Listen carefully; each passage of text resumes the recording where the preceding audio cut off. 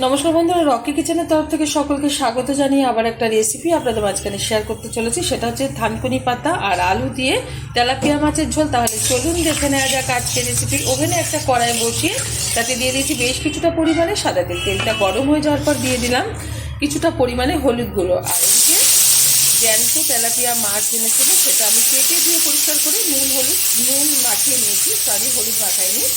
এটা একটু ভেজে নেব, খুব বেশি ভাজবো না, জ্যান্ত যেহেতু মাছ অনেকে কাঁচাই রান্না করে, তবে একটু বড় বলে আমি একটু ভেজে এটা রান্না করে নিচ্ছি। উল্টে পাল্টে সুন্দরভাবে ভেজে নিচ্ছি।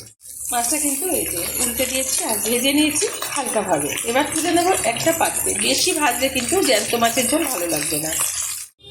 মাছগুলো ভেজে তুলে নেওয়ার পর ওই তেলেই দিয়ে দিচ্ছি একটা তেজপাতা, কিছুটা গোটা জিরে ফোড়ন।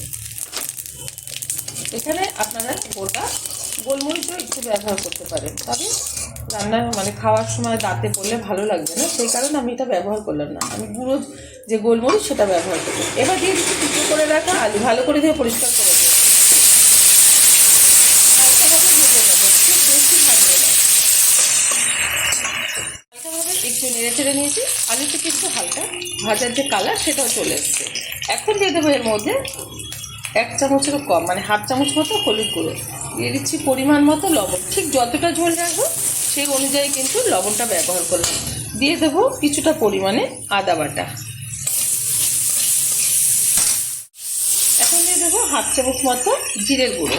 দিয়ে দিচ্ছি ভালো কালার আসার জন্য একটু কাশ্মীরি লঙ্কার গুঁড়ো। দিয়ে দেবো গোলমরিচের গুঁড়ো। যে যেরকম ঝাল খাবেন সেই অনুযায়ী কিন্তু গোলমরিচের গুঁড়োটা ব্যবহার করবেন। বাচ্চা ছোটো হলে অল্প পরিমাণে ব্যবহার করবেন। যে যেরকম ঝোল রাখবেন সেই অনুযায়ী কিন্তু এই গোলমরিচের গুঁড়োটা আপনারা ব্যবহার করবেন। দিয়ে দিচ্ছি থানকুনি পাতা, ভালো করে দিয়ে পরিষ্কার করে নিয়েছি। এবার খুব ভালোভাবে নেড়ে চেড়ে নেবো উপকরণগুলো একসাথে। খুব সুন্দরভাবে কিন্তু 1 মিনিট মতো হাই আছে উপকরণগুলো নেড়ে চেড়ে নিয়েছি, আর সুন্দরভাবে কিন্তু কষানো হয়ে গেছে। এখন দিয়ে দেবো পরিমাণ মতো জল। আমার এই রেসিপি যদি আপনাদের ভালো লেগে থাকে আপনারা অবশ্যই আমার চ্যানেলকে সাবস্ক্রাইব করবেন, লাইক করবেন, শেয়ার করবেন।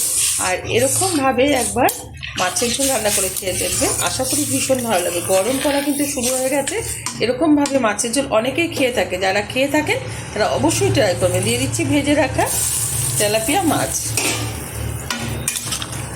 ঢাকার কোনো দরকার নেই, যেহেতু আলুগুলো ছোট ছোট পাতলা পাতলা করে টুকরো করে নিয়েছি, সেই কারণে কিন্তু তাড়াতাড়ি সিদ্ধ হয়ে যাবে। হাই আছে 5 মিনিট থেকে 7 মিনিট মতো ফুটিয়ে নেব, তাহলে কিন্তু মাছের ঝোলটা আজকে রেডি হয়ে যাবে। খুব সুন্দরভাবে কিন্তু জ্যান্ত মাছের ঝোলটা জিওল মাছের ঝোলটা হয়ে গেছে। আমি দেখিয়ে দিচ্ছি কত সুন্দরভাবে আলুগুলো সিদ্ধ হচ্ছে। এই যে ধরলেই কিন্তু খুন্তির মাধ্যমে 2 টুকরো হয়ে যাচ্ছে। যেহেতু জ্যান্ত মাছের ঝোল কিন্তু একটু এরকম পাতলা রেখে খায়, তো সেই কারণে ঝোলটা হয়ে গেছে, নামিয়ে ঢেলে দেবো একটা পাত্রে। গরম গরম ভাতের সাথে সার্ভ করবো। আপনারা অবশ্যই ট্রাই করবেন। দেখা হবে পরের ভিডিওতে নতুন কোনো রেসিপি নিয়ে। ধন্যবাদ।